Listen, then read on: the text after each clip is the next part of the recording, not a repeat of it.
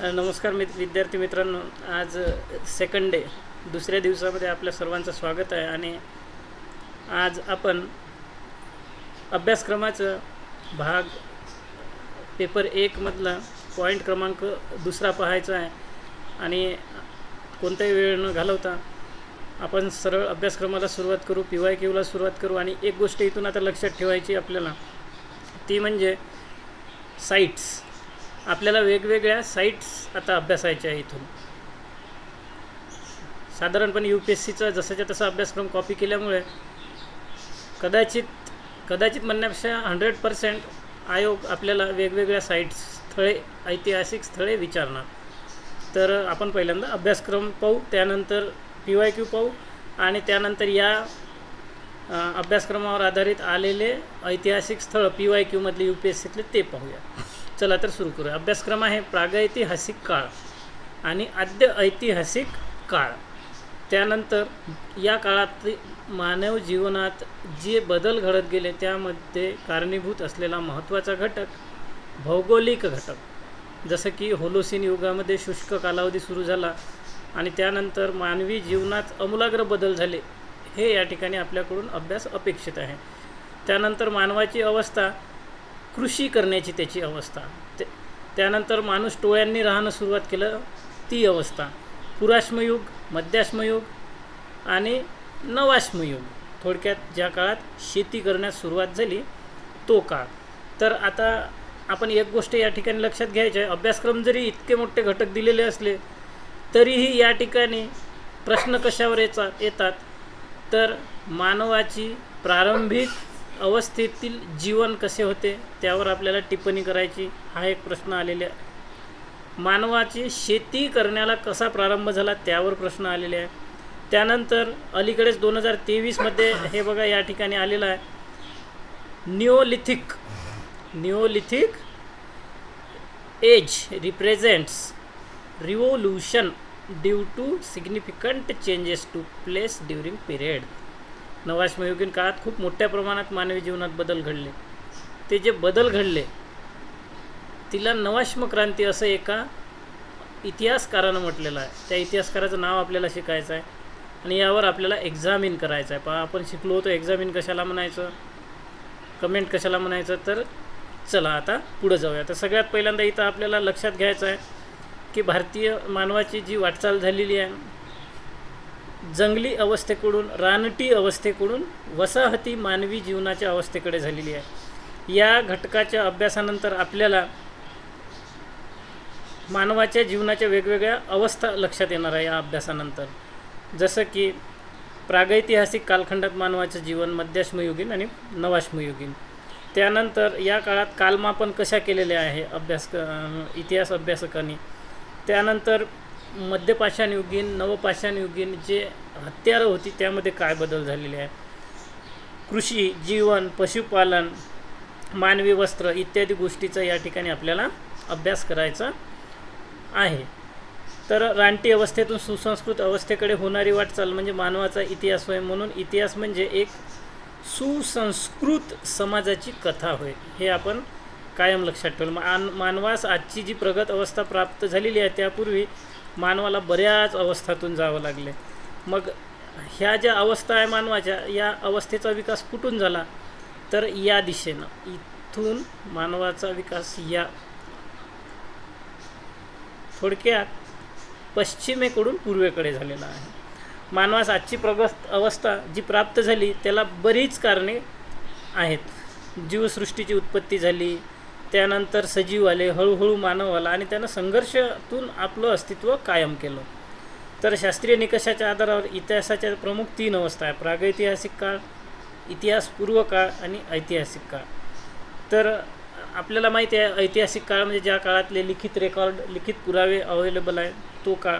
त्या आधीचा इतिहासपूर्व काळ म्हणजे पुरावे आहेत पण अजून वाचता आले नाही. आणि प्रागैतिहासिक काळ ज्या काळातले कोणतेही पुरावे नाही किंवा आहे पण अतिशय प्रारंभिक अवस्थेतील पुरावे आपल्याकडे त्या काळातील उपलब्ध आहेत किंवा दिसून येतात. त्यानंतर हा एक अभ्यासक्रमाचा प्रदीर्घ कालखंड आहे, म्हणजे साधारणपणे इसवी सन पूर्व 9000च्या आधीचा हजारो लाखो वर्षाचा काळ. कारण ही जी साईड दिसते आपल्याला मेहरगड, पहा आता इथं तुम्हाला दिसत असेल मॅपमध्ये मेहरगड, ही साईड ज्या ठिकाणी कृषीला वगैरे प्रारंभ झाला असे शास्त्रज्ञांचं इतिहासतज्ञांचं मत आहे. तर तो काळ इसवी सन पूर्व 7000, इसवी सन पूर्व 7000चा काळ. मग याच्या आधीचा जो काळ होता हा सर्वच्या सर्व प्रागैतिहासिक काळ आहे. मग हा इतका प्रचंड मोठा काळ आहे की यावर बऱ्याच मोठ्या अवस्थातून मानवाला संघर्ष करून पुढे जावं लागलं आणि अन्नासाठी धडपड होती ही. मग प्रागैतिहासिक कालखंडाच्या इतिहासाची साधने कोणती, ही आता आपल्याला अभ्यास आहे. त्यापूर्वी इतिहासाची साधनं अभ्यासण्यापूर्वी आपण ह्या ज्या साईट्स आहेत कोणत्या, प्री हिस्टॉरिक कल्चर, प्रागैतिहासिक काळ, ज्या काळातल्या लिखित पुरावे नाही पण काही मानवी मानवाने प्रारंभिक अवस्थेत जीवन जगल्यानंतर काही वस्तू मागे सोडून तो निघून गेला, त्या साईट्स कोणकोणत्या आहे. तर परीक्षेमध्ये आलेल्या साईट्स आहे त्या आपण थोड्याशा लक्षात घेऊ. तर या ठिकाणी मेहरगड पहिलीच साईट आहे, ही बघा, ही मेहरगड. मेहरगड अर्थातच ही नदी जर आपण पाहिली तर या नदीच्या अगदी डाव्या किनाऱ्यावर दिसते. ही नदी कोणती आहे तुम्ही कमेंट बॉक्समध्ये सांगू शकता. त्यानंतर साहजिकच आहे हे नदीच्या किनाऱ्यावर आहे, त्यामुळे या ठिकाणी पशुपालन करत असेल की शेती करत असेल आपण अंदाज लावू शकतो. त्यानंतर या ठिकाणी गुफकराल आणि बुरझोम हे 2 ठिकाणं आहे आणि हा जम्मू काश्मीरचा परिसर आहे. जर हा जम्मू काश्मीरचा परिसर आहे तर तो हिमालयीन पर्वतीय प्रदेश आहे. मग या ठिकाणी शेती होत असेल की पशुपालन होत असेल याचं उत्तरसुद्धा तुम्ही कमेंट बॉक्समध्ये सांगा. त्यानंतर हा पंजाबचा परिसर आहे. पंजाबमध्ये पंचआब 5 नद्यांचा सुपीक प्रदेश आहे. जर हा सुपीक प्रदेश आहे तर इथं शेती होत असेल की इतर काही व्यवसाय होत असेल हे सुद्धा आपण लॉजिक लावू शकतो. त्यानंतर पुढची प्रागैतिहासिक पूर्व इतिहासकालीन साईट्स आहे, स्थळ आहे सराय नहर राय. तर ही आपल्याला या ठिकाणावर पहा नदी येताना दिसतात. इकडल्या बाजूनं गंगा नदी, इकडल्या बाजूनं यमुना नदी आणि या मधोमध बरोबर उत्तर प्रदेशच्या भागामध्ये सराय नहर राय ही साईट आहे. ही सुद्धा प्री हिस्टॉरिक प्रागैतिहासिक काळीन साईट होय. त्यानंतर पुढची आहे मिर्झापूर, चोपनी मांडो, चिरान बिहारच्या परिसरामध्ये. इकडे आसामकडे गेल्यानंतर दाओजले हेडिंग हे एक प्रागैतिहासिक स्थळ आहे. त्यानंतर जर आपण विंध्य परिसरामध्ये आलो, इकडे नर्मदा नदी वाहताना दिसते आपल्याला आणि तिच्या अतिशय उत्तरेला भीमबेटका ही MP मधील साईट आहे. त्याच नदीच्या दक्षिणेला आदमगड ही साईट आहे. तर पहा मित्रांनो, आपण काय काय बघितलं. मेहरगड, पंजाब, गुफकराल, बुरझोम, सराय नहर राय, दाओजली हेडिंग, चिरान, चोपनी मांडो, मिर्झापूर, भीमबेटका, आदमगड. त्यानंतर आता ही गोदावरी नदी आहे. गोदावरी नदीच्या किनारी प्रदेशातसुद्धा हा मानव हळूहळू इकडे आपले शिकारीच्या निमित्ताने, अन्न संकलनाच्या निमित्ताने स्थलांतर करत होता. त्यानंतर इकडं कृष्णा नदीचं खोरं आहे नागार्जुन कोंडा. या ठिकाणी नागार्जुन कोंडा हे महत्त्वाचं स्थळ आहे. हे सर्व प्रागैतिहासिक स्थळ. एक गोष्ट या ठिकाणी आपण लक्षात घेऊ शकतो, प्रागैतिहासिक मानवानं विशेषतः नदीच्या किनाऱ्यावर आपले आश्रयस्थान शोधलेले आहे. मग ते भीमबेटका असो, आदमगड असो, इकडे नागार्जुन कोंडा असो कृष्णा नदी किनाऱ्यावरील, पुढे कर्नाटकमधील संगनकल्लू असो, आंध्र प्रदेशातील कुर्नूल असो, त्यानंतर इकडे कावेरी नदीचा एरिया, या सर्व ठिकाणी प्रागैतिहासिक मानवाचं वास्तव्य होतं. तर ह्या सर्व गोष्टी आपल्याला लक्षात ठेवायचं आहे. अश्मयुगीन काळ होता. त्यानंतर आता पुढच्या 20 साईट आपल्याला अशा पाहायच्या आहे ज्या पुरापाषाणकालीन होत्या, ज्याला पॅलिओलिथिक एरिया असं म्हटलं जातो, इरा म्हटलं जाते. आणि ह्या 20 साईट्स ज्या आहे, ह्या 20 साईट्स मल्टिपल टाईम्स परीक्षेमध्ये विचारलेल्या आहे. त्याच्यामुळे आपल्या जी आगामी राज्यसेवेची मुख्य परीक्षा होणार तर त्या परीक्षेतसुद्धा हे विचारल्या जाण्याची दाट शक्यता आहे. तर पहा आता 1 नंबरला हे इथे पहा 1 नंबर, याला डिलीट करतो थोडं, आता लक्षात येईल व्यवस्थित. हे या ठिकाणी 1 नंबर पहा, हे आहे सोहन खोरे, सोहन नदीचं खोरा आहे या ठिकाणी. पहा तुमच्या लक्षात येईल इथं सोहन नदीचं खोरा आहे.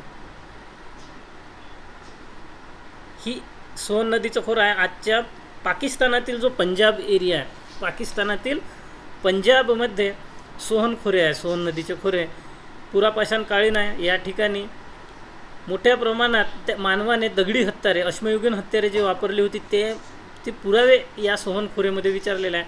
आपला पंजाब भारतातला आणि पाकिस्तानचा पंजाब याच्या अतिशय किनारी भागात आहे. लक्षात ठेवायला हरकत नाही. सोहन खोरे किंवा सोहन घाटीसुद्धा या नावाने सुद्धा येऊ शकतात. त्यानंतर जी चॉपिंग संस्कृती ज्याला म्हटल्या जात असते, ती संस्कृती या ठिकाणी होती. त्यानंतर ही 2 नंबरची आहे शंघा कोएव.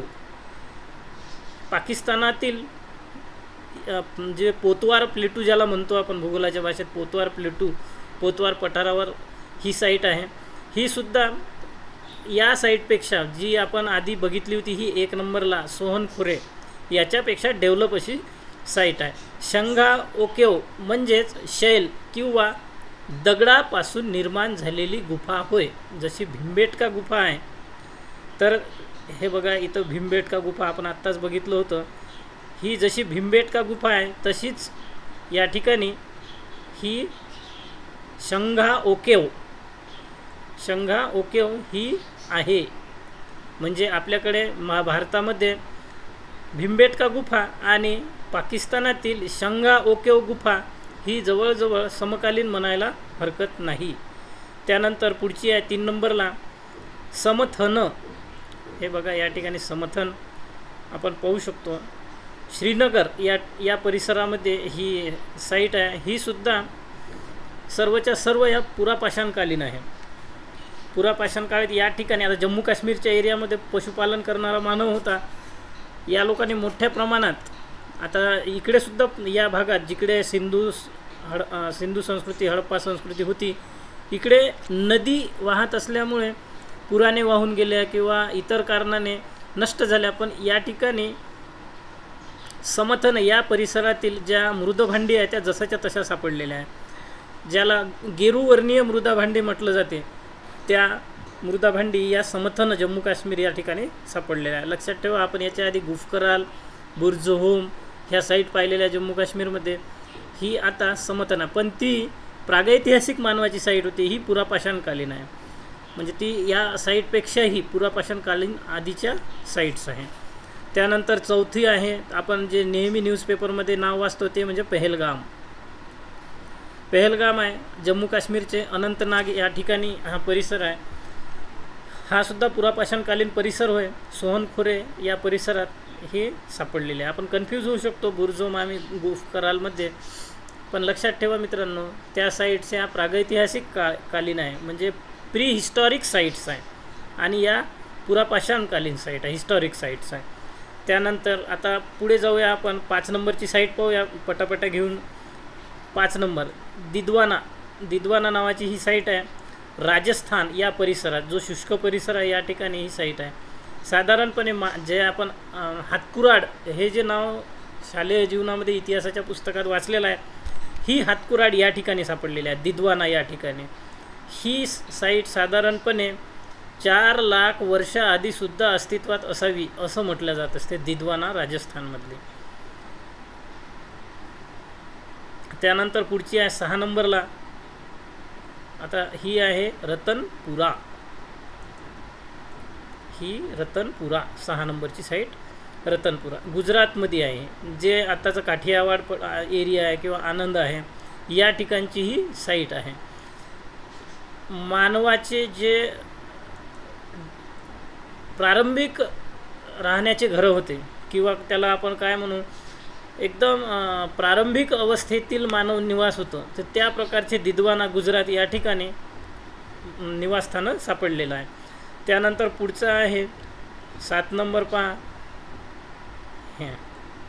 हथनौरा MP या ठिकाणी आहे. सिहोर या जिल्ह्यामध्ये हथनौरा नर्मदा नदीच्या काठावर आहे. आता हे नदीचं परिसर असल्यामुळे मानवाचे पुरापाषाणकालीन मानवी जीवनाचं प्रारंभिक स्थळ आहे. आता हे आपण लक्षात ठेवायचं आहे. या ठिकाणावरूनच ही नर्मदा नदी गेली होती. पण आता नर्मदा नदीचं आपण थोडं चित्र पण काढण्याचा प्रयत्न करू. अशी गेली होती नर्मदा नदी. तर हे भीमबेटका त्यानंतर आदमगड पाहिलं होतं आपण. त्यानंतर हे आता हतनवरा, हे सर्व नर्मदा नदीच्या काठावरील पुरापाषाणकालीन स्थळे होय. लक्षात ठेवायचं आपण. आदमगड, भीमबेटका, हतनवरा इत्यादी स्थळं आपण लक्षातच ठेवायची आहे. तर हतनवरा या ठिकाणी सुद्धा हातकुराडी सापडलेलं आहे. म्हणजे हातकुराडी कुठं कुठं सापडलेल्या आहेत. हे जे 5 नंबरचं दिद्वाना होतं गुजरातमधलं, राजस्थानमधलं, त्या ठिकाणी सापडलेलं आहे. लगेच इथं खाली आलो, हतनवरा, इथं सुद्धा हातकुराड सापडलेली आहे. गुजरातमध्ये घर सापडलेलं आहे, निवास, प्रारंभिक निवास सापडलेला आहे. त्यानंतर पुढची साईड पहा, सागर, MP मधला हा जिल्हा होय सागर, 9 नंबरचा. या ठिकाणी सुद्धा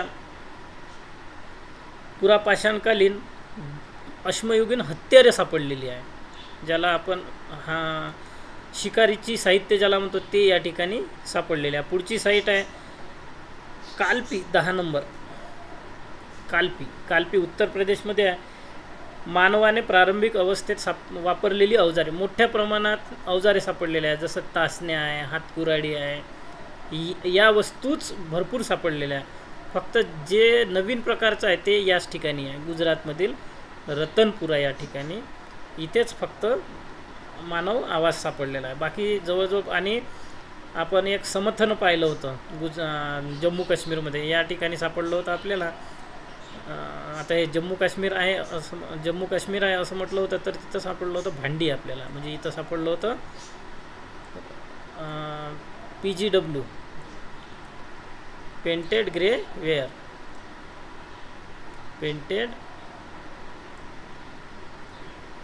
ग्रे वेअर, हे या ठिकाणी सापडलं होतं. आणि या ठिकाणी आपल्याला सापडलं होतं घर.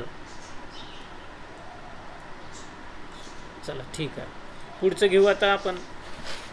यानंतर आता पहा, हे राज्य ओळखण्याचा प्रयत्न करा. 11 नंबरचं जे आहे पुढची साईट, कोणतं राज्य असेल या ठिकाणी कमेंट बॉक्समध्ये पहा. 11 नंबरची जी साईट आहे, साईटचं नाव नाही आलं तरी चालेल, पण भौगोलिक परिसर एक माहीत असावा आपल्याला 11 नंबरचा.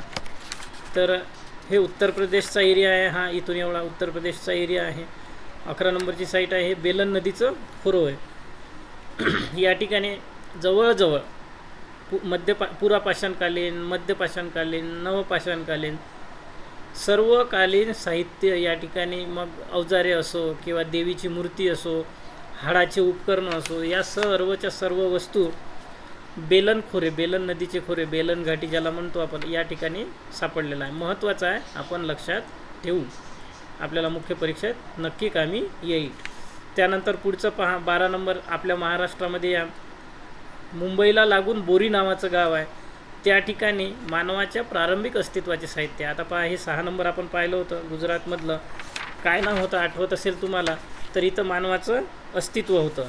आणि इथूनच नंतर लगेच आपण या ठिकाणी आलो 12 नंबरला, बोरी नावाचं गाव. इथंसुद्धा मानवाचं अस्तित्व होतं. म्हणजे इथं रतनपुरा आणि इथं बोरी, या दोन्ही ठिकाणी मानवाच्या अस्तित्वाचं पुरावे सापडलेले आहे. म्हणजे कोणत्या काळातील आहे हे, तर हे सर्वच्या सर्व पुरापाषाणकालीन स्थळे होय. त्यानंतर 14 नंबरला या इथं हुंसगी, कर्नाटकमध्ये आहे. या ठिकाणी सुद्धा मानवानं वापरलेले अवजारं सापडलेले आहे.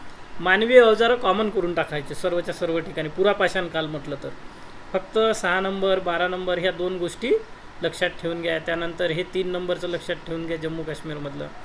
इथं आपल्याला पेंटेड ग्रे वेअर, गेरू रंगाची भांडी सापडलेली आहे. इथं मानवाचा आवाज, इथं मानवाचा आवाज. बाकी सगळ्या ठिकाणी फक्त आणि फक्त अवजारे सापडलेले आहेत.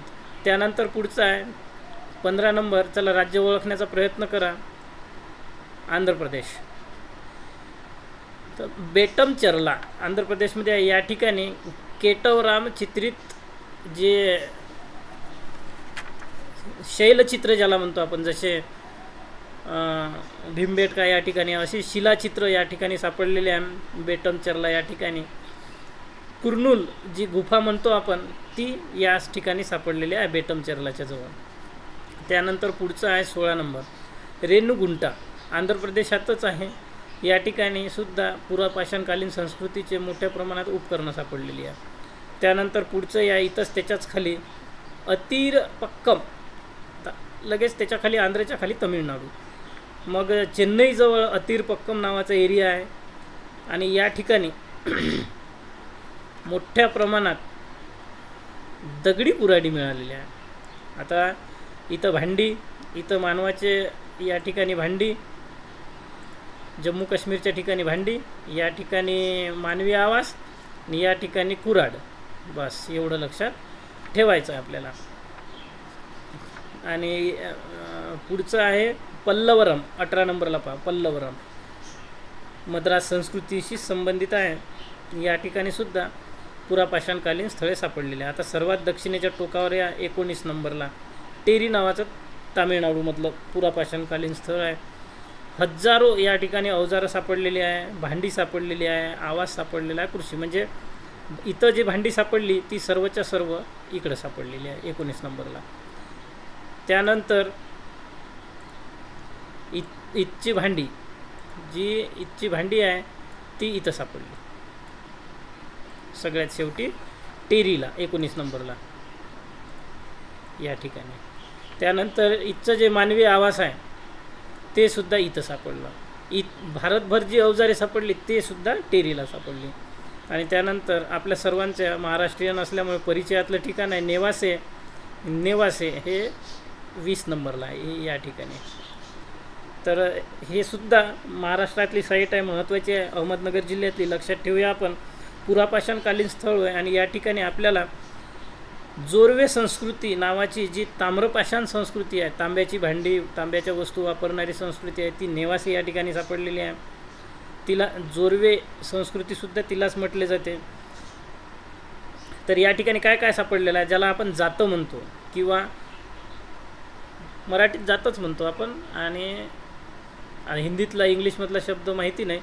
दगडाची हत्यारे किंवा दगडाची मशीन, यंत्र, ज्या माध्यमातून धान्याचं पीठ तयार केलं जाते, असं जातं आपल्याला नेवासी या ठिकाणी सापडलेलं आहे.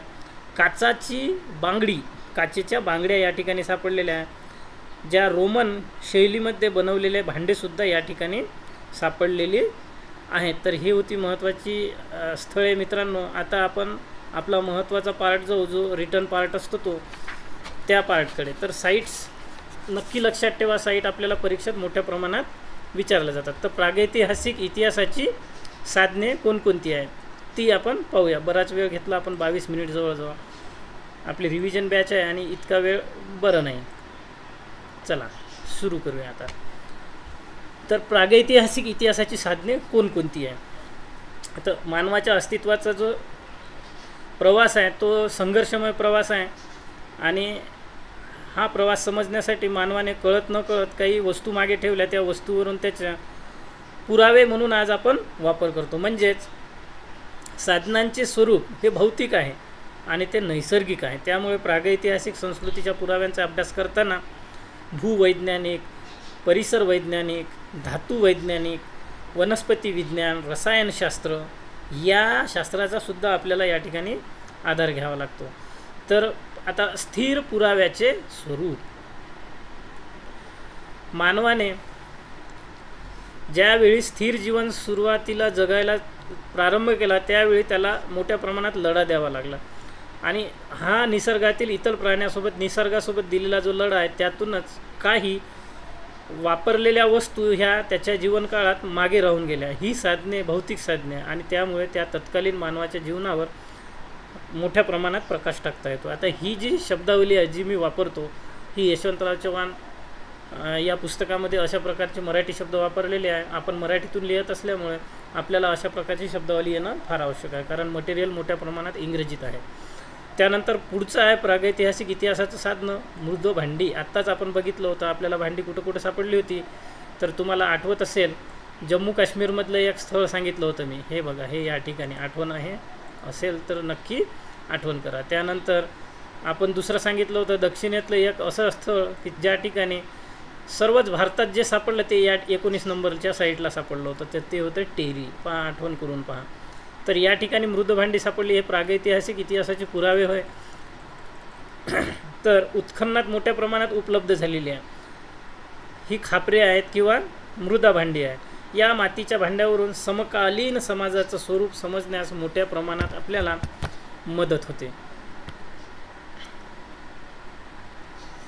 म्हणून त्यांना पुरातत्व विद्येची आता मूळाक्षरंसुद्धा म्हटली जात असते. म्हणजे ही जी भांडी आहे, ही जी खापरं आहे, मृदा भांडी आहे, ही खापरं म्हणजे तत्कालीन पुरातत्व विद्येची मूळाक्षरे होय. ही भांडी फुटणारी असल्याने ती कायमस्वरूपी मानवाला त्याच्या आयुष्यात नेहमी बनवावी लागत होती. त्यामुळे ही खापरे मोठ्या प्रमाणात आता उपलब्ध होतात. तशीच ती धातूच्या भांड्याप्रमाणे गंजत नाही. त्यामुळे आता गंजत की जंगत हा शब्दात आपण कन्फ्यूज होऊ शकतो. तर हा शब्द मी कन्फर्म केलेला आहे यशवंतराव चव्हाण मुक्त विद्यापीठाच्या पुस्तकात. तर गंजत हा शब्द आहे, तो गंजत.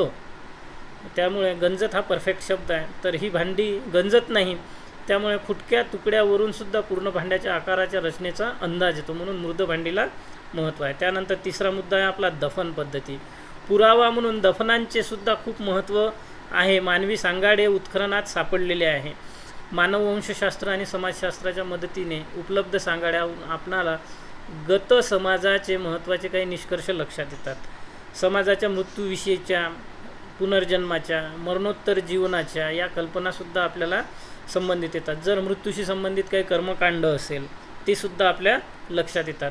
स्मशानभूमीबद्दल काही मानवाच्या संकल्पना आहेत का? जसं गावाला लागून स्मशानभूमी आहे की गावाच्या दूर आहे, पुरण्याची पद्धत कोणती आहे, दफन करण्याच्या केलेल्या व्यक्तीचं वय किती आहे, त्याच्यासोबत काही इतर वस्तू दफन केलेल्या आहेत का, यावरून सुद्धा आपल्याला मानवी सामाजिक परिस्थितीचं भान येऊ शकते. लिंग, वंश आदीसुद्धा आपल्याला यातून लक्षात येते. त्यानंतर मानवानं वापरलेले अन्नधान्य, त्यानंतर वनस्पती, प्राणी, पक्षी इत्यादीसुद्धा आपल्याला काही जळालेल्या अवस्थेत, काही जीवाश्माच्या अवस्थेत सापडलेल्या आहे. या वस्तूवरून आपल्याला तत्कालीन मानवाची मनोरंजनाची पद्धत, आहारविहाराची पद्धत, कोणत्या भाज्या, कोणती फळं लागवड करत होती, खात होती याचा अंदाज लावता येतो. तर लागवडीनुसार त्यांचे भिन्न काळातील स्थलांतर कसे झाले हे सुद्धा आपल्याला कळण्यास मदत होते. पुढचा महत्त्वाचा टॉपिक आहे आपल्याला हत्यारे. हत्यारे ही प्रागैतिहासिक इतिहास लेखनाचा आधारभूत पुरावा म्हणून आपल्याला अभ्यासाला आहे. कारण या काळात साहित्य उपलब्ध नाही आहे. मग या हत्यारावरून मानवाच्या गरजा कोणत्या होत्या, त्या गरजांची पातळी, आर्थिक पातळी कशा प्रकारची होती हे आपल्याला समजण्यास मदत होते. त्यानंतर पुराश्मयुगीन साधनं ही ओबडधोबड आहे, तर नवाश्मयुगीन साधनं ही साधारणपणे धारदार आहे. हा एक फरक आपल्याला लक्षात ठेवायचा आहे. जसं की ओबडधोबड आणि धारदार म्हटलं तर आपण ही जी म्हणू, हे झालं आपलं ओबडधोबड. पण जर आपण धारदार म्हटलं तर ही झाली धारदार. हे झालं धारदार आणि हे झालं ओबडधोबड. तर अशा प्रकारचं आपण एक अंदाज लावू शकतो. यावरून काही गुळगुळीत हत्यारं, काही ओबडधोबड हत्यारं, यावरून मानवाचा प्रारंभिक इतिहास आणि नंतरचा इतिहास या गोष्टीनं इतिहासकारांना प्रचंड अभ्यास करण्यास मदत झालेली आहे. पुढचा महत्त्वाचा प्रागैतिहासिक इतिहासाचं साधन आहे वास्तू आणि नगर. आता वास्तू व नगराच्या अवशेष हे तत्कालीन समाजाचं राजकीय आणि आर्थिक, सामाजिक, धार्मिक याचं स्वरूप कसं होतं हे आपल्या लक्षात येऊ शकतं. समाजाची आर्थिक कुवत काय होती ही लक्षात येते. समाजाची राजकीय योजना कशी होती, प्रशासकीय योजना कशी होती हे सुद्धा आपल्याला लक्षात येते. त्यानंतरचा पुढचा मुद्दा आहे तत्कालीन मानवाने वापरलेले अलंकार, मुद्रा, मणी. त्यानंतर काही शिल्पे वापरलेली आहे का, काही सौंदर्य प्रसाधनं वापरलेली आहे का, या गोष्टीसुद्धा आपल्याला यातून लक्षात येतात. त्यानंतर पुढचा प्रश्न, हा प्रश्न भरपूर वेळा येऊन गेलेला आहे. प्रागैतिहासिक काळ आणि आद्यऐतिहासिक काळ यातील फरक. सुरुवातीलाच आपण बघितला की इतिहास काळाचे 3 प्रकार: प्रागैतिहासिक काळ, आद्यऐतिहासिक काळ आणि नंतरचा ऐतिहासिक काळ. तर ज्या काळातील फक्त पुरातत्वीय पुरावे उपलब्ध आहेत तो प्रागैतिहासिक काळ होईल. आपण पुरातत्वीय साधने कशाला म्हणतात हे याच्या आधीच्या लेसनमध्ये बघितलेलं आहे. तुम्ही तो लेसन पाहून घ्या, क्रमांक 1चा. आद्य ऐतिहासिक काळ, पुरातत्वीय पुरावेसुद्धा आहेत आणि साहित्यिक पुरावेसुद्धा आहे, तर तो आद्य ऐतिहासिक काळ. पण आद्य ऐतिहासिक काळातील जे साहित्यलेखन झालेलं आहे ती लिपी अजून आपल्याला कळलेली नाही, उदाहरणार्थ हडप्पाची लिपी. म्हणून प्रागैतिहासिक काळातील जशी पुरातत्वीय पुरावे याच्या आधारेच इतिहासाचा अभ्यास करावा लागतो, तसंच आद्य ऐतिहासिक काळातील सुद्धा पुरातत्वीय साधनांच्या आधारेच अभ्यास करावा लागतो. UPSCने एकदा प्रश्न विचारलेला आहे की हडप्पा काळात लिपी होती पण समजली नाही, आणि वैदिक काळात साहित्य आहे पण लिपी नव्हती, अशा प्रकारचा एक प्रश्न त्यांनी विचारलेला आहे. ज्यावेळी वेद साहित्य हे मौखिक रूपात, श्रुती रूपात उपलब्ध होतं. ओव्हर द इयर नंतरच्या नेक्स्ट इयरमध्ये डेव्हलप झाली लिपी, आणि त्यातून ती साहित्य सर्व लिखित रूपात आपल्याला उपलब्ध झालं. त्यानंतर पुढचा काळ येतो नवपाषाण काळ व ताम्रपाषाण काळ, आणि याच काळात शेतीची सुरुवात झालेली आहे. तर आपल्याला आता प्रश्नाचं आपल्याला आपल्या माइंडसेट कसा तयार करायचा आहे की समजा उदाहरणार्थ एक सेक्शन घेतला मानवी समाज, तर पुरापाषाण काळ, त्यानंतर मध्यपाषाण काळ, नवपाषाण काळ, ताम्रपाषाण काळ, लोहयुग, मेझोलिथिक, मेगालिथिक, या काळामध्ये त्याच्या जीवनात कसा बदल होत गेला हे आपण एक लॉजिकल आपल्या ट्रेंड लक्षात आला पाहिजे. तसं शेतीचं, आता प्रारंभिक शेती नव्हती, प्राथमिक ऐतिहासिक प्रागैतिहासिक काळात नव्हती, त्यानंतर आद्य ऐतिहासिक काळात नव्हती, त्यानंतरचा जो नवपाषाण काळ आहे त्या काळात शेतीला सुरुवात झाली. ताम्रपाषाण काळात ज्याला चाल्कोलिथिक म्हणतो, शेतीसोबत पशुपालन सुरू झालं. लोहयुगात या सर्वांसोबत एक लोखंडी अवजारं आल्यामुळे प्रगत शेतीची सुरुवात झाली. मग या गोष्टीचा आपला पॅटर्न, एक चार्ट आणि एक ट्रेंड आपल्या डोक्यात तयार झाला पाहिजे. प्रागैतिहासिक काळातील आद्य ऐतिहासिक पुरावे कोणकोणते आहेत, तर हाडांची अवजारे आहे, पशूंची जीवाश्म आहे. आत्ताच आपण बघितल्या कोणत्या साईटवर कोणकोणत्या वस्तू सापडलेल्या आहे. त्यानंतर संस्कृती विकासात भौगोलिक घटकाचे महत्त्व काय आहे हे आपल्याला पाहायचं आहे. आत्ताच आपण चार्टमध्ये बघितलं होतं की संस्कृतीचा विकास हा पश्चिमेकडून पूर्वेकडे झालेला आहे. पूर्वेकडून पश्चिमेकडे झाला का? नाही. मग कारण काय? तर याचं कारण आहे सुपीक मैदान किंवा सुपीक शेती. आणि सुपीक शेती कुठे होती, तर नद्यांचा, गाळांचा सुपीक प्रदेश, दोआबाचा प्रदेश. म्हणून त्या ठिकाणी संस्कृतीचा विकास झाला आणि हळूहळू ती संस्कृती पश्चिमेकडून पूर्वेकडे स्थलांतरित होत गेली. त्याची कारणं आपण टॉपिक क्रमांक 3 जो आहे सिंधू संस्कृती त्यामध्ये पाहणार आहोत. त्यानंतर पंजाब आणि सिंध हा जो परिसर आहे या ठिकाणी विरळ जंगल होतं, पण हेच आपण आसाम परिसर किंवा दक्षिण भारत या ठिकाणी गेलो तर त्या ठिकाणी दाट जंगल आहे. त्यामुळे या दाट जंगलात शेतीचा विकास होऊ शकला नाही. या उलट पंजाब, सिंध, त्यानंतर मध्य गंगा खोरे या ठिकाणी विरळ जंगलात शेतीचा विकास होऊ शकला. आणि त्याचं कारणसुद्धा बरेच आहे. जसं सुरुवातीला सिंधू संस्कृतीच्या उत्तरार्धामध्ये तांब्याचा शोध लागला, त्यावेळी तांब्याच्या वस्तू वापरणं सुरू झाली, म्हणून तिला ताम्रपाषाण संस्कृतीसुद्धा म्हटले जाते. त्याच्या पुढच्या संस्कृतीनं कांस्य बनवण्याची कला शिकून घेतली, तर कांस्याची अवजारं बनली. पुढे गंगा यमुना खोऱ्यामध्ये आपण आलो तर लोहाचा वापर सुरू झाला, लोहयुग ज्याला म्हणतो आपण, तिथं सुधारित कृषी सुरू झाली.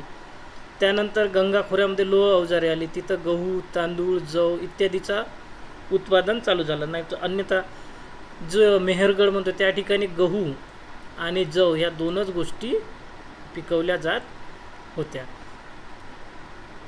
हे सर्वच्या सर्व PYQ आहेत जे मी घेत आहेत ते. फक्त जास्तीत जास्त भर शेती, मानवी जीवन या दोन घटकावर प्रश्न वारंवार आलेले आहे. जसं पहिल्या टॉपिकमध्ये आपण काय म्हटलं होतं, तर नाणी, पुरातत्वीय साधने आणि साहित्यिक साधने या 3 घटकावर आले. तसेच दुसऱ्या टॉपिकमध्ये मानवी जीवन आणि शेतीचा प्रारंभ या 2 घटकावर प्रश्न वारंवार आलेले आहेत.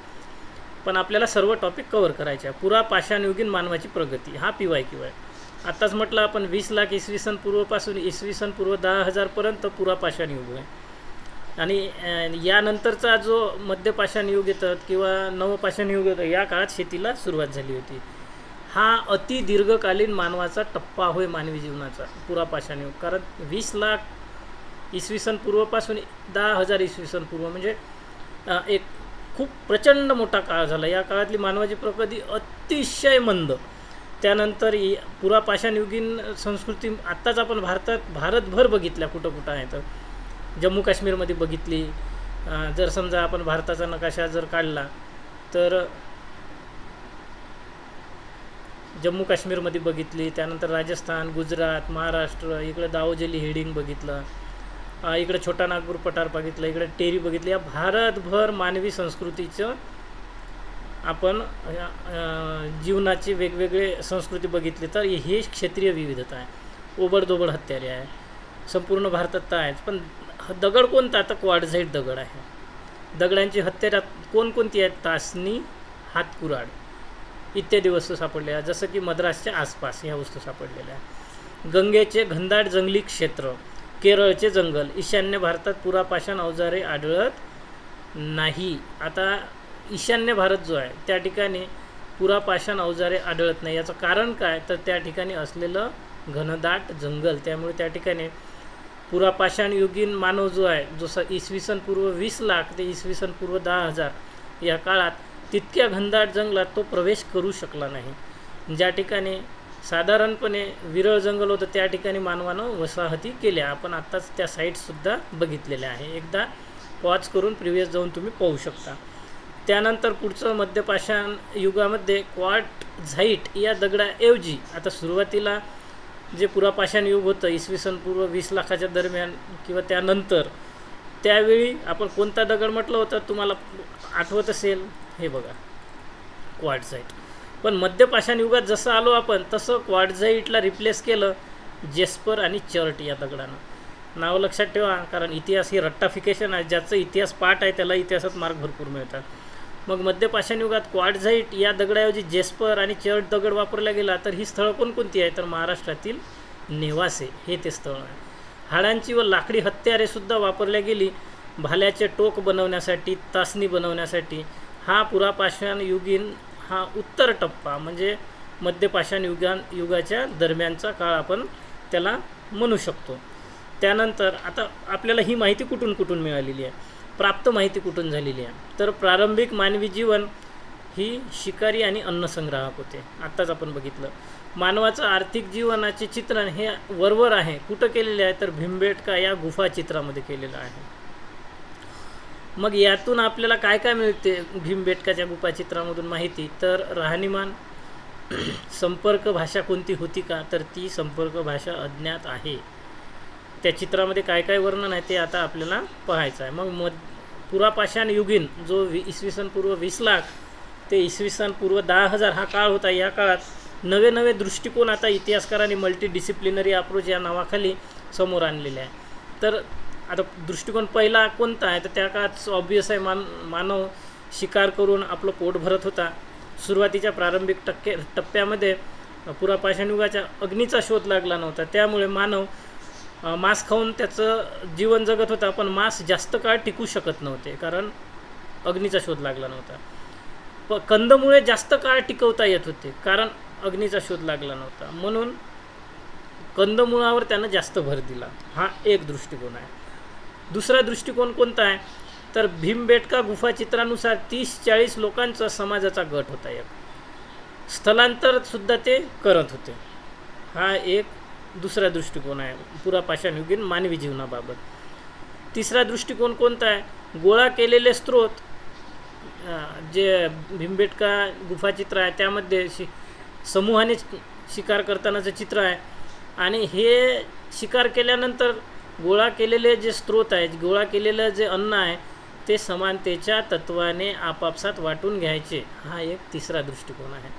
पुढचा दृष्टिकोन आहे पुरापाषाण युगीन मानवाच्या समाजाबाबत. तर या काळात मानवाला कला आणि धर्माची आस्था लागली होती असे मानले जाते. याचं कारण असं सांगितलं आहे. आत्ताच आपण बेलन नदी खोरे तुम्ही आठवण करा, उत्तर प्रदेशमध्ये आहे. या ठिकाणी लोहनदानाला हे एक स्थळ आहे आणि इथं देवी मूर्ती सापडलेली आहे. देवी मूर्ती किंवा मृन्मूर्ती याचा अर्थ या लोकांना सौंदर्य, ॲस्थेटिक ॲप्रोच, सौंदर्यदृष्टी किंवा धर्माची आस्था या गोष्टीकडे हळूहळू इथून प्रारंभ झाला. लोहनदानाला उत्तर प्रदेशातील बेलन नदी खोरे या परिसरात असे आपण म्हणू शकतो. म्हणजे पुरापाषाण युगीन किंवा उत्तर पुरापाषाण युगीन नंतरचा काळ. या काळात लोहनदानाला येथे देवीची मूर्ती डिटेक्ट झालेली आहे. त्यामुळे ठिकाणी लोकांना धर्माची आस्था हळूहळू निर्माण होऊ लागली असे आपण म्हणू शकतो. पुढचं आहे मध्याश्मयुगीन म्हणजे इसवी सन पूर्व 10,000च्या आधीचा काळ.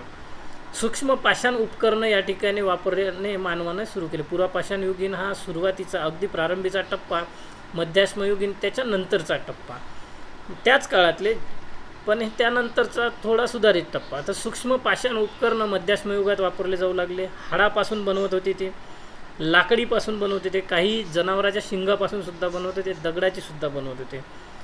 मग शिकार, तर तीर कमान वापरून शिकार करायचे. याच काळात मध्याश्मयुगातच मानवाने मासे पकडण्याची कलासुद्धा शिकून घेतली होती. मग मध्यपाषाणयुगीन स्थळे कोणकोणती आहे आत्ताच आपण बघितली, एकदा रिपीट करू. उत्तर प्रदेशमध्ये बेलन नदीचे खोरे, आपल्याला आत्ताच बेलन नदीच्या खोऱ्यात या ठिकाणी लोहनदानाला येथे देवीची मूर्ती सापडली होती. त्यानंतर चोपनी मांडो ही सुद्धा त्याच परिसरात आहे. महागरा, कोल्डी हवा हे सर्वच्या सर्व बेलन नदी खोरे UP या ठिकाणी आहे. चोपनी मांडो, महागरा, कोल्डी हवा. MP मध्ये भीमबेटका आणि आदमगड. आत्ताच आपण बघितलं होतं की ही समजा आपली नर्मदा नदी आणि या बाजूला बघितलं होतं आपण, आठवण असेल तुम्हाला, भीमबेटका, आणि या बाजूनं बघितलं होतं आपण आदमगड.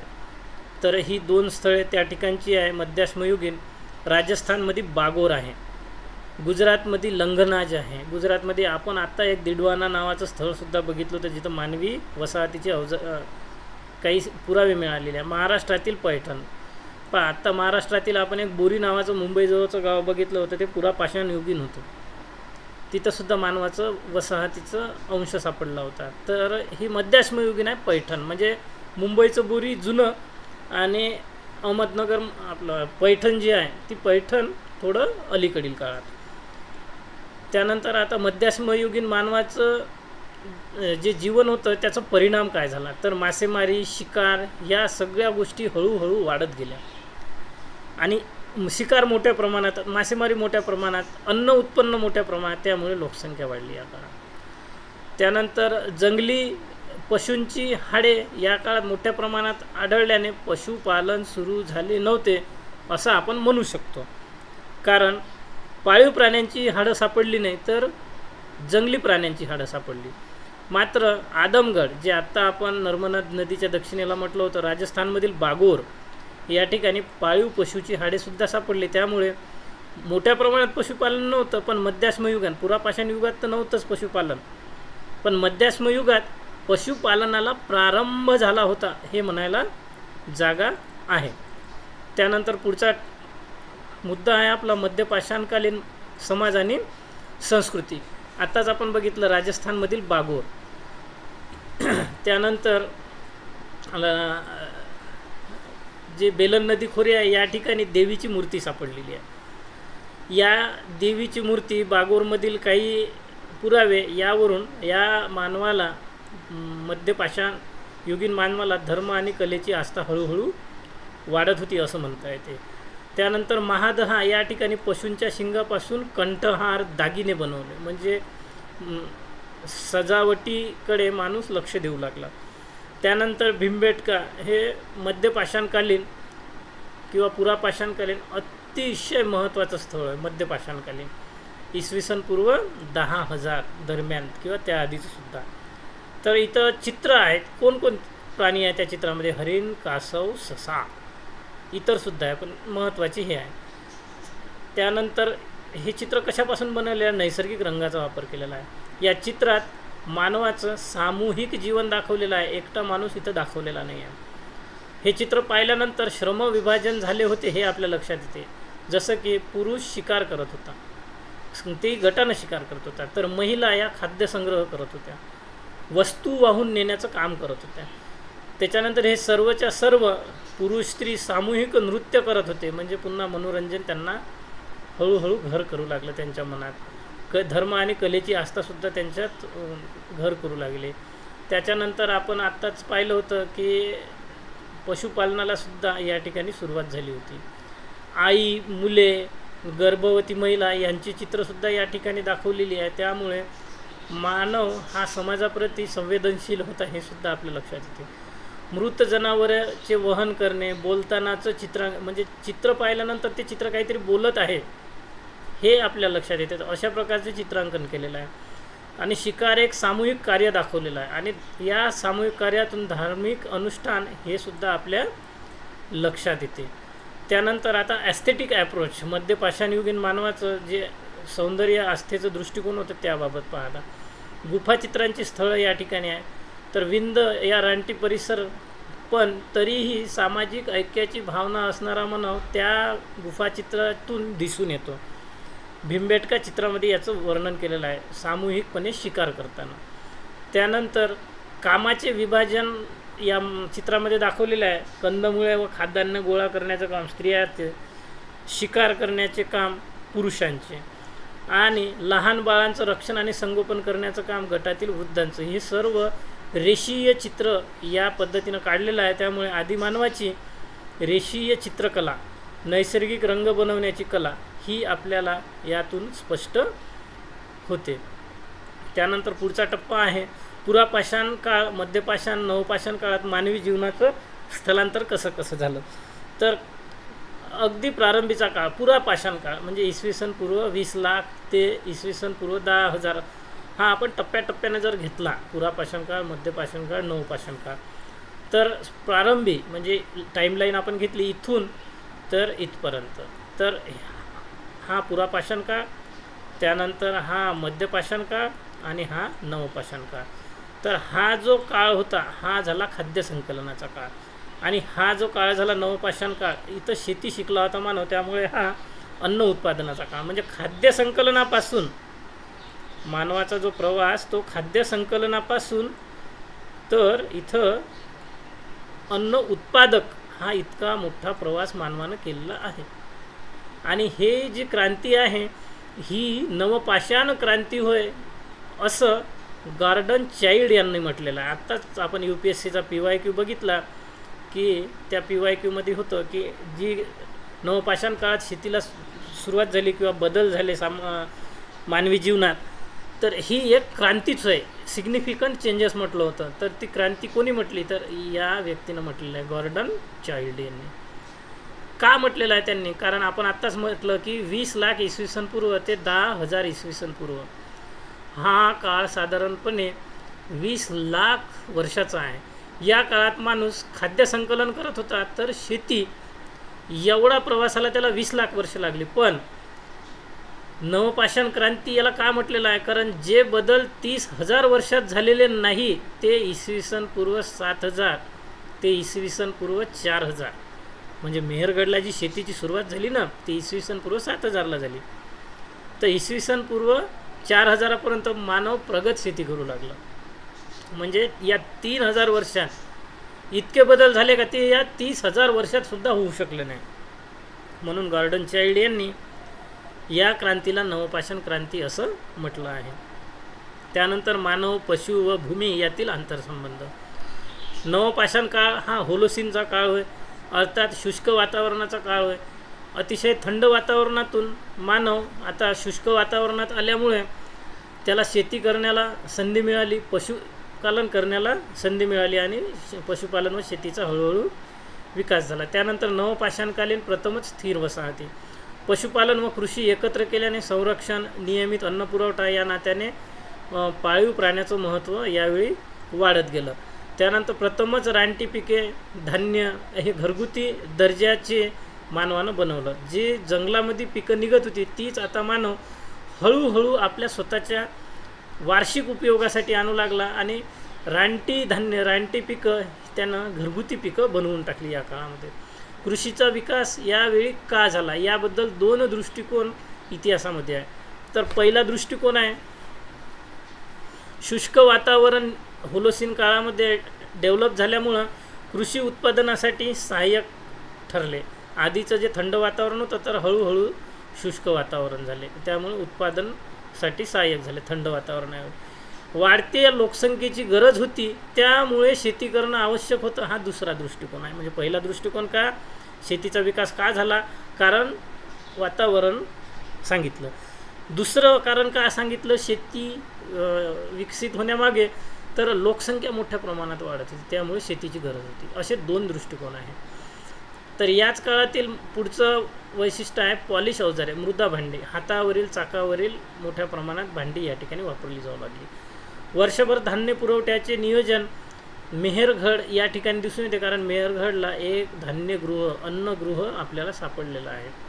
शेती तर ते करतच होते, पण शेतीतून आलेलं जे अन्न आहे ते वर्षभर टिकून राहण्यासाठी एक अन्नगृह मेहरगड या ठिकाणी दिसून आलेलं आहे. मग जे धान्य साठवलं होतं ते अधिशेष अन्नधान्य झाल्यानंतर मग त्या धान्याचं करायचं काय, तर त्यातून व्यापार संस्कृती उदयाला आली. ही व्यापार करणारी संस्कृती एका गावातून दुसऱ्या गावात जाऊ लागली. गावाची समृद्धी झाली, यातूनच शहराचा उदय झाला. त्या अन्नधान्याचं संरक्षण करण्यासाठी वेगवेगळे सैनिक एकत्र आले, सरदार एकत्र आले आणि सरदार घराणे तिथून विकसित झाले. म्हणजे हे जे अधिशेष उत्पन्न आहे, हे अधिशेष उत्पन्न संरक्षणातून व्यापार झाला, त्यातूनच संस्कृती समृद्ध झाली, त्यातूनच वेगवेगळे घराणे विकसित झालेले आहे. सामाजिक विभाजन या काळात प्रारंभ झाला. म्हणजे दफन करण्याच्या पद्धती वेगवेगळ्या. काहींचे घरं गोलाकार होते, छोटे होते, काहींचे विटाचे होते, काहींचे कच्च्या विटाचे होते. काही मृत्यू झाल्यानंतर दफनविधीमध्ये त्या मृतदेहाच्या बाजूला काही वस्तू आढळल्या, काही सोबत नाही आढळल्या.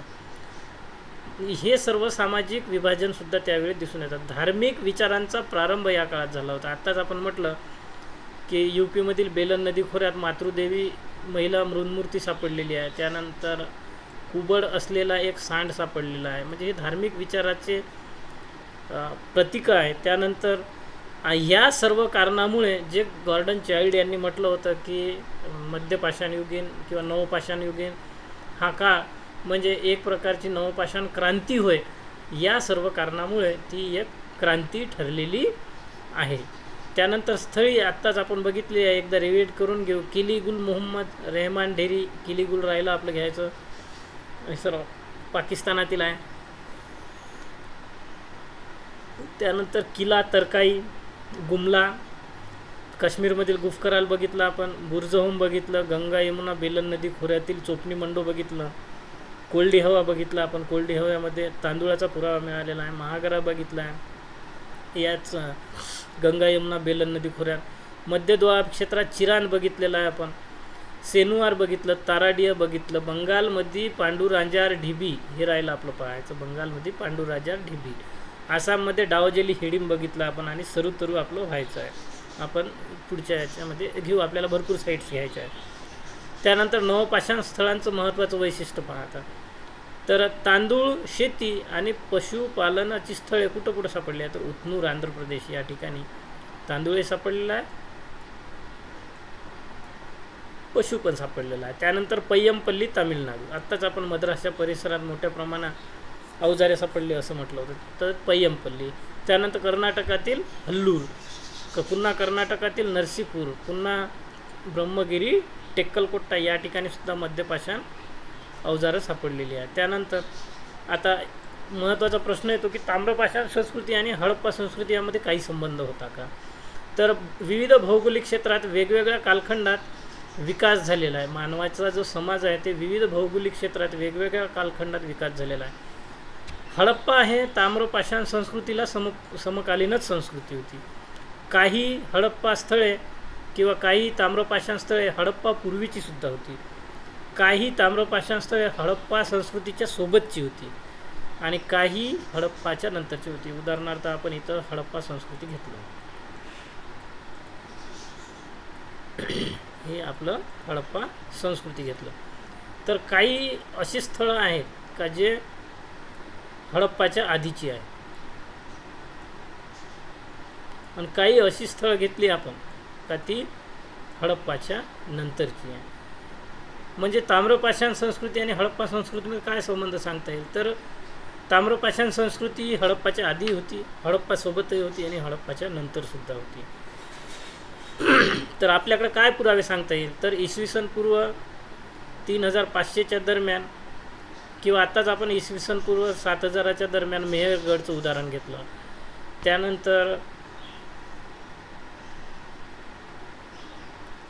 3500च्या दरम्यान तांब्याचा जेव्हा शोध लागला तेव्हा भारतीय उपमहाद्वीपामध्ये कांस्याचा शोध नंतरच्या काळात लागला. आपण आत्ताच ती स्थळंसुद्धा बघितलेली आहे. हडप्पा काळामध्ये तांब्याचाही वापर होत होता आणि नंतरच्या काळात कांस्याचासुद्धा वापर होत होता. तर हे कुठं मिळालेलं आहे तांबे आणि कांस्य? तर गणेश्वर या ठिकाणी, आहार या ठिकाणी मिळालेला आहे. इसवी सन पूर्व 2000 ते इसवी सन पूर्व 1000 हा ताम्रपाषाण संस्कृतीचा काळ होता. यामध्ये ताम्रपाषाण संस्कृतीमध्ये महत्त्वाच्या संस्कृती कोणकोणत्या आहेत? तर महाराष्ट्रातील जोरवे, MP मधील कायथ आणि पूर्व राजस्थान व उत्तर गुजरातच्या दरम्यान किंवा MP चा उत्तर भाग या ठिकाणी माळवा. या 3 संस्कृती महत्त्वाच्या आहेत. पुढचा आहे नवपाषाण मानव आणि पुरातत्वीय साहित्य, याच्यावर मर्यादा काय? तर पहिल्यांदा आपण नवपाषाण मानव आणि पुरातत्वीय साहित्याचं महत्त्व काय ते पाहूया. तर साहित्याचे पुरावे आपल्याला या काळात अनुपलब्ध आहेत. साहित्य तर अनुपलब्ध आहे. नवपाषाण काळामध्ये शेतीचा विकास झाला होता, पण साहित्य विकसित करण्यास मानव अयशस्वी किंवा केलं असेल तरी उपलब्ध नाही. पुरातत्वीय साहित्यातून सामाजिक, आर्थिक, सांस्कृतिक हे आपल्याला काही पुरावे दिसून येतात. धार्मिक फक्त एकच ती मूर्ती सापडलेली आहे. उदाहरणार्थ मेहरगड, इथं गहू आणि जव सापडलेला आहे. इसवी सन पूर्व 7000 ते 4000. कापूससुद्धा मेहरगडला सापडलेला आहे. गंगा यमुना दोआब व बंगालमध्ये तांदूळ सापडलेला आहे. पहा, मेहरगडच्या परिसरात गहू, जव, कापूस, तांदूळ नाही मेहरगडला.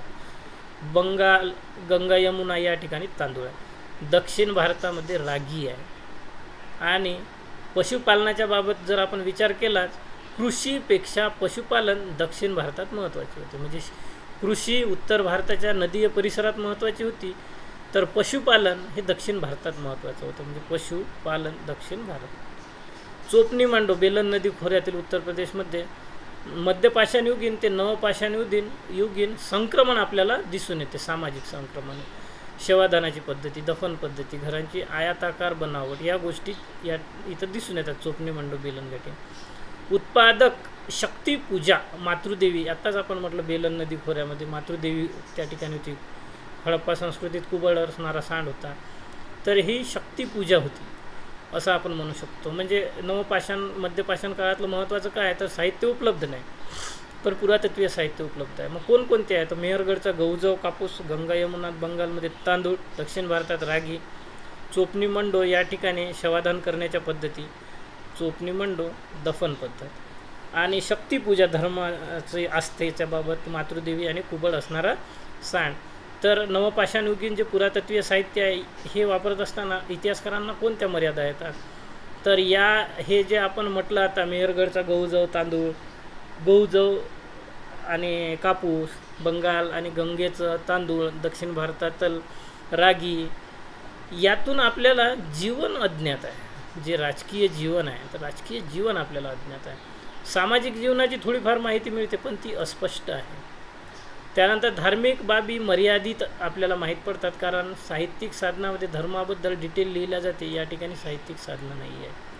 मेहरगडची क्षितिज समांतर आपण आत्ताच एक नंबर डे 1ला बघितलं होतं. जी उभं जे खोदकाम करत असते त्याला व्हर्टिकल एक्सकॅव्हेशन म्हटलं होतं आपण, ऊर्ध्व उत्खनन, आणि जे आडवं जे होते त्याला आपण हॉरिझॉन्टल एक्सकॅव्हेशन असं म्हटलं होतं. तर मेहरगडला क्षितिज समांतर म्हणजे आडवं उत्खनन झालं, त्यानंतरसुद्धा पाहिजे तशी माहिती इतिहासकारांना मिळाली नाही. आता भारतीय नवपाषाण स्थळं कोणकोणती आहे? तर वायव्य भारत म्हणजे आत्ताचा जो पाकिस्तान, अफगाणिस्तान, तिथे किल्ली गुल मोहम्मद, रेहमान ढेरी, गुमला, कोट दिजी, आमरी. आता लॉजिक पहा, नदी किनाऱ्यावर हे सर्वच्या सर्व साईट आहे. जर हे नदी किनारे आहेत या ठिकाणी गहू आणि जवाचं उत्पन्न होते. आता भारतीय नवपाषाण स्थळ हिमालयात जम्मू काश्मीरमध्ये आहे, बुरझोम, गुफकरा. मग या ठिकाणी पहाडी एरिया आहे म्हणून या ठिकाणी शेती होणार नाही, तर पशुपालन. मध्यगंगा तांदूळ, तर हा सुपीक गाळाचा प्रदेश, त्यामुळे या ठिकाणी शेती चांगली होईल. मग कोणकोणती स्थळं आहेत? तर चिरान, सेनुआर, ताराडीह, चेचर. पुढचा आहे पहाडीचा मध्य भारत. मग या ठिकाणी कठोर मृदा, पशुपालन या गोष्टी मध्य भारतामध्ये झालेल्या दिसून येतात. तर मित्रांनो, या ठिकाणी आपण दुसरा टॉपिक थांबूया.